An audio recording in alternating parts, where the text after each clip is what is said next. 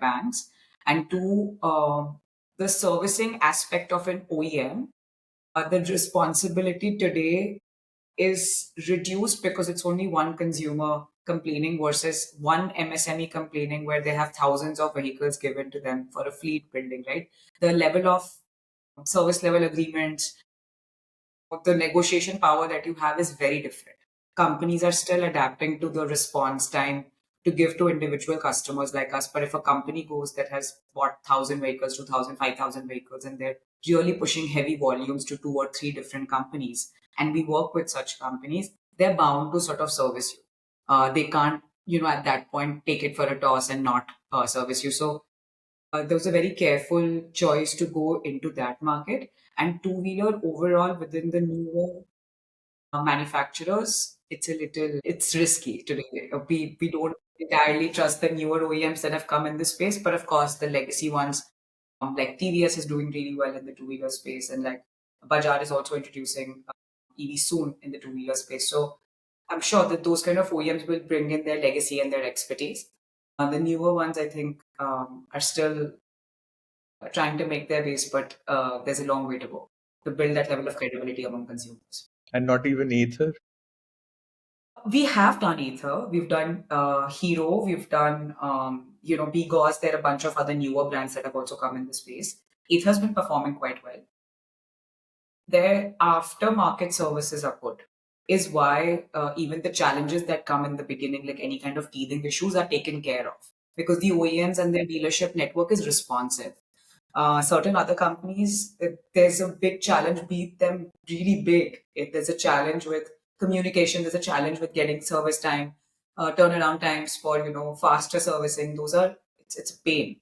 So with a couple of Yeah. companies, it's been good. I mean, Ola had like more than 45, 49% market Market share share. Yeah. almost That's why I last said, year. as per sales data, yes, these companies are But that's large. a big tough call to take, right? I mean, you're leaving a big chunk of market Yeah. like out of the door, and that time there was not such issues, or maybe there were some issues coming in. I don't know.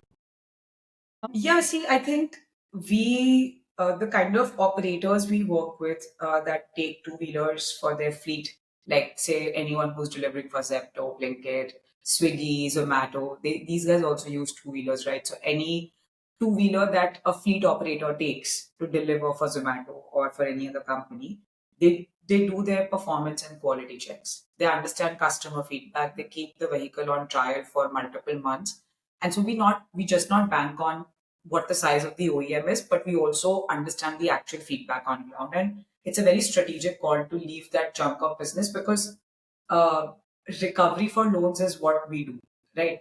Disbursements or giving out new loans is the most easy job in the world, in my opinion.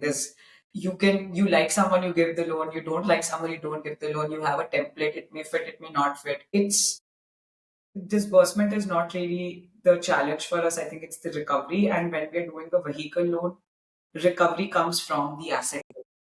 If the asset is not reliable, it's essentially like an unsecured loan that we don't want to do.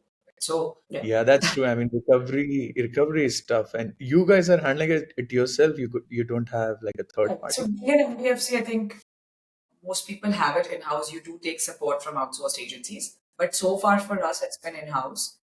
And we work in tier 2, tier 3 markets also, like Bihar, MP, UP, Orissa. These are our big markets, UP being the largest. So having people locally hired, helping them make connections with the customers on ground, so those things are very important to us. Which is why sticking to certain boring traditional lending practices also works sometimes, and not always a more fintech approach. But we like being a little old school and taking it slow because it's a lending business and not a fintech business. So this sort of brings me the question in terms of, so you mentioned recovery is like disbursement is easy, but recovery is difficult. Any other part of this business which you thought was tricky when you started doing it and realized later on this is also something interesting that needs to be handled with care or taken care? Lots of things. I think I run into something like that on a daily basis because I'm still learning a lot. I think particularly, was underwriting the batteries of the vehicle. So when I'm doing a regular petrol or diesel vehicle financing versus an electric vehicle financing, the only difference is that there's no engine versus there's a battery and a motor in a car. Right? So how do you underwrite that life of the asset?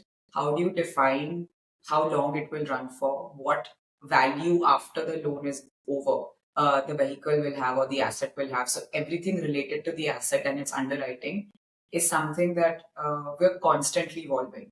So we're building a lot of partnerships around it.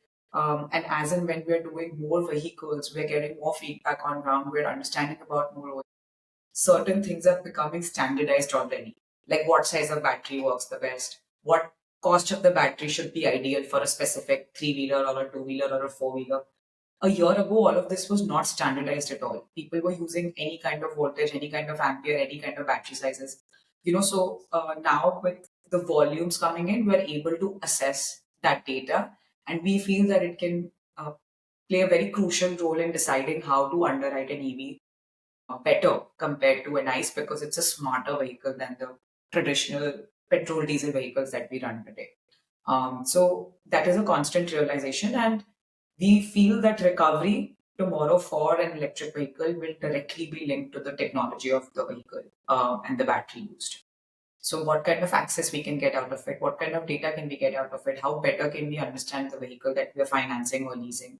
So, those things I think become very intermingled with, and was a very recent realization that this has to be something that we bank on to move forward and build a USP in financing electric vehicles.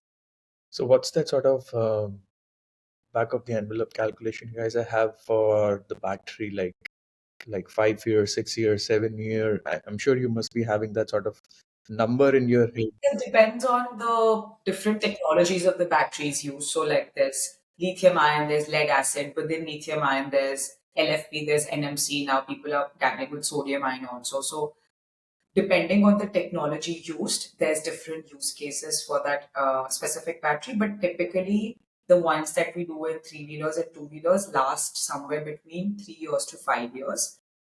There's extended warranties, guarantees, then there's AMC support given by companies. So, combining everything, say up to 3 years for lower asset class and for a high speed vehicle, up to 5 years.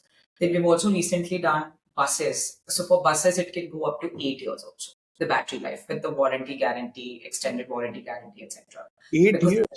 OEMs. How does 8 year works? Like for a bus, why is the duration is so long? Is it battery size? It's because the battery size is bigger. So it's directly your service times or your tenure of the battery, residual value of the battery. Everything is related to the size of the battery, how big your battery is. So there's voltage and there's ampere, right? You see 100 ampere, 150 ampere, 200 ampere, then there's certain voltage. So these batteries typically run on a 48 volt times about 200 ampere to